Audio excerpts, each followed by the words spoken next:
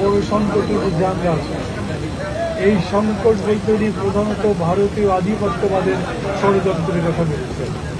ভারতীয় আধিপত্যবাদ আমাদের এই পরিবর্তনকে একেবারে স্বীকার করতে চায় না, পারলে আমাদেরকে একদিনে ধ্বংস করে দিতে চায়, এবং সেই জন্যে যা যা করবার দরকার সব তারা করছে, এই ছিল তার কথা।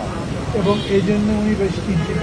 উনি চাইছেন যে এই জন্যে সমস্ত জাতির ঐক্যবদ্ধ হওয়া দরকার, রাজনৈতিক দলগুলোর মধ্যে ঐক্যবদ্ধ হওয়া দরকার, কিন্তু দিন দিন এই ঐক্যটা দুর্বল হচ্ছে, এই জন্য উনি চিন্তিত, উনি বেশ খানিকটা হতাশ।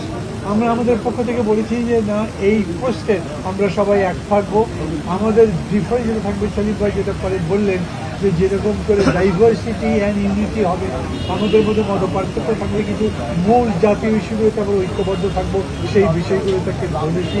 উনি মোটামুটিভাবে আশ্বস্ত হয়েছেন।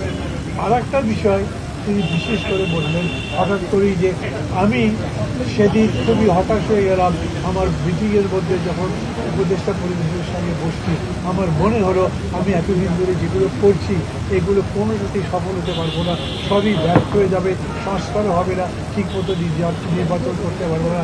এই জন্যে আমি মনে করেছি আমার দায়িত্বে থাকা দরকার নেই। অতএব আমি ঘোষণা দিয়েছিলাম যে আমি পদত্যাগ করছি। এই নিয়ে অনেক কিছু হয়েছে, তাদের নিজেদের মধ্যে সেগুলো একটা বিস্তারিত কাহিনী বললেন, কীরকম করে বাকিরা থেকে পার্সু করেছে, বাকিরা তাকে আটকেছে, পদত্যাগপত্র লিখতে যায়নি, লিখতেও সেটা পাঠাতে যায়নি এবং তাকে ধরে রেখেছে। আমরা আবার রসিকতা করে বলেছি, আমরা উপদেষ্টা পরিষদকে ধন্যবাদ দিচ্ছি। আমরা এখন চাই না, আমরা মানে আমরা যারা বসছি তারা সমগ্র জাতি চায় না যে এখন এইভাবে ডক্টর ইউনূস ক্ষমতার জায়গা থেকে বিদায় দিয়ে নিই, তাহলে আমাদের জন্য সংকটটা বেশি হবে। এই ব্যাপারেও আমরা বলেছি বেশি করে রাজনৈতিকভাবে তাকে ইনভলভ হতে হবে, কথাবার্তা বলতে হবে, ডিসকোর্স হতে হবে, এবং কী কর্মসূচি তিনি নিতে চাচ্ছেন সেইটা বলতে হবে।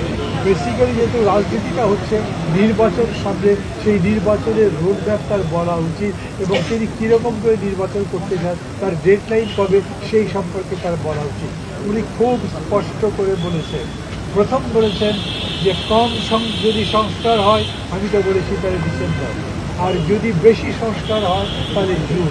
এর মধ্যে আমরা আলোচনা করে যেগুলোটা করতে পারি, কিন্তু আমি লিখে দিচ্ছি, দরকার লাগলে পদত্যাগপত্র হিসেবে লিখে দেবো যে জুনের পরে কোনোভাবে এটা গড়াবে না, তার আগে নির্বাচন হবে।